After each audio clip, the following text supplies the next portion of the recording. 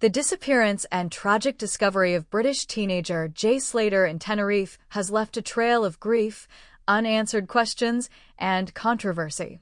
While the world watched the case unfold on social media, a lesser-known part of the story has now emerged. Spanish police were forced to conduct parts of their search in secret, away from the watchful eyes of amateur sleuths, online influencers, and even well-meaning volunteers who unknowingly risked compromising the investigation.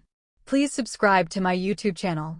What began as a missing persons case quickly became a spectacle, with thousands of armchair detectives joining the hunt through TikTok lives, Facebook groups, and Reddit threads. But behind the hashtags and viral theories, the Guardia Civil faced a growing problem: how to search for Jay safely, effectively, and without interference from a swarm of curious onlookers. This is the untold story of how the search shifted underground, quietly, carefully, and strategically. Before Jay's body was finally discovered. The vanishing of a teenager. Jay Slater's disappearance was as sudden as it was mysterious. The 19-year-old apprentice bricklayer from Lancashire had flown to Tenerife for what was meant to be a carefree holiday with friends.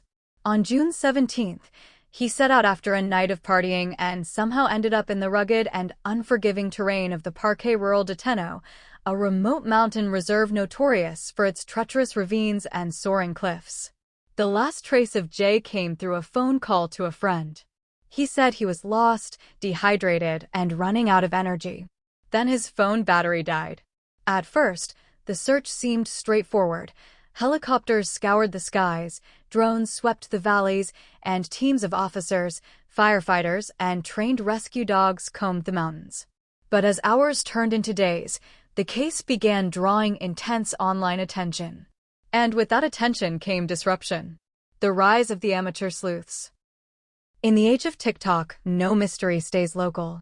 Within 24 hours of Jay's disappearance, thousands of people were following updates on live streams. Influencers flew to Tenerife to film themselves in the mountains. Some posed in front of search areas for content, while others live-streamed themselves wandering through the wilderness as if they were part of the rescue team. Online forums exploded with speculation. Was Jay kidnapped? Did he stumble upon something sinister in the hills? Was he hiding, or had foul play been involved? Each theory drew more eyes, and more self-styled detectives decided they had a role to play. But while some of these volunteers genuinely wanted to help, their presence became a serious obstacle. People were walking into areas that had already been searched, contaminating potential evidence, one Spanish rescue worker later told local reporters. They were broadcasting live, giving away the positions of search teams. We had to adapt. And adapt they did. Operation Quiet, the secret search. By the second week of the search, Spanish police quietly shifted strategy. Official updates became vague, timings of searches went unannounced, and teams began working at night or early dawn when the mountains were deserted. Please subscribe to my YouTube channel. A source close to the Guardia Civil suggested this was deliberate. They did not want social media people following them everywhere. Some of these people were interfering, and the police needed freedom to work without distraction. They started searching in secret, moving quietly, and not telling anyone where or when. Helicopters were grounded during certain hours to avoid drawing attention. Search dogs were deployed under cover of darkness. And while the public saw live streams of influencers clambering up trails in broad daylight, the real investigation was happening miles away, unseen. It was a battle not just against terrain, but against technology. A landscape of danger. The decision to go secret was not only about interference, it was about safety. The Parque Rural de Teno is a place where one wrong step can cost a life. Narrow goat paths skirt 100-foot drops. Ravines are hidden beneath loose vegetation. Even trained rescuers move cautiously, tied together with ropes. But the influx of amateur searchers created near chaos. At least 2 people reportedly had to be rescued themselves after venturing too far. Local villagers grew frustrated, warning outsiders that the mountains were not a playground. In such conditions, secrecy was survival. Police could not risk more lives being lost in an uncontrolled search. The media frenzy. Meanwhile, the British press had descended on Tenerife. Every angle of the story was captured: heartbroken family members, eyewitness accounts, theories about Jay's final movements. But for Spanish authorities, the constant media glare was another reason to go quiet. If the press knew the exact location of a search, it would soon be broadcast worldwide. And if the public knew, so would the live streamers. The line between news and disruption blurred. To protect the investigation, the Guardia Civil began issuing carefully worded statements.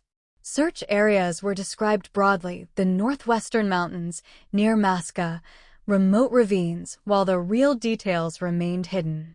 The message was clear: control the flow of information, control the search. The family's desperation. For Jay's family, secrecy was a double-edged sword. On one hand, they understood the need for police to work without interference. On the other, they wanted transparency, updates, and involvement. His mother, Debbie, repeatedly called for more resources and clarity, while friends organized search parties of their own. But the wall of secrecy left them frustrated.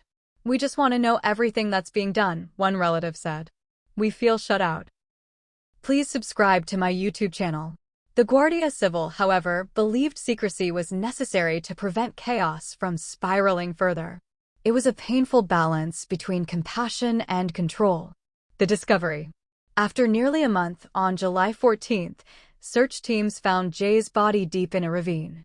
The location was so remote and concealed that even the influencers who had trailed police never reached it. The area had been kept hidden, unpublicized, and likely searched in secret before the final discovery. In the end, silence proved more powerful than spectacle. Fingerprints confirmed Jay's identity.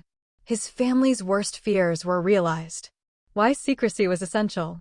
Looking back, the decision to conduct parts of the search in secret was not just tactical, it may have been the only way to find Jay at all.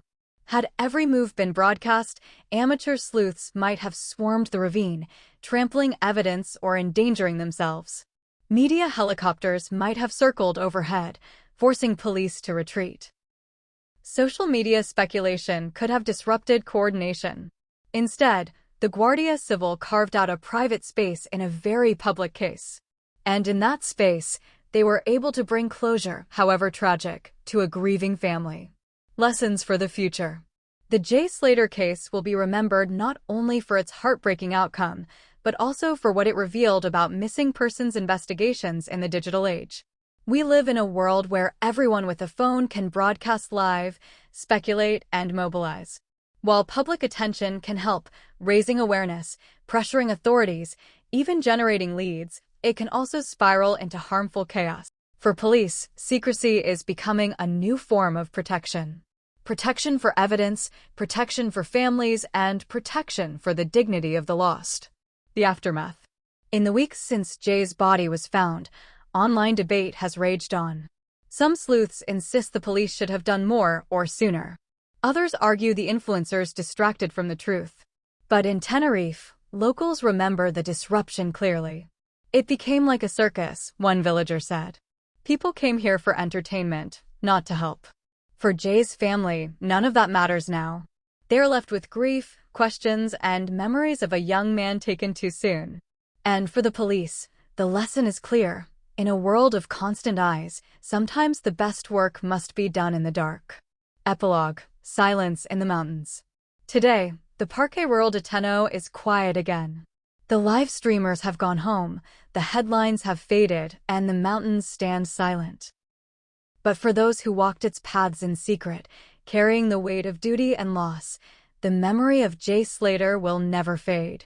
The story is a reminder that while technology has changed the way we search, some truths remain timeless: respect for the dead, compassion for the living, and the quiet persistence of those who work not for views, but for closure. Subscribe the channel to get such videos.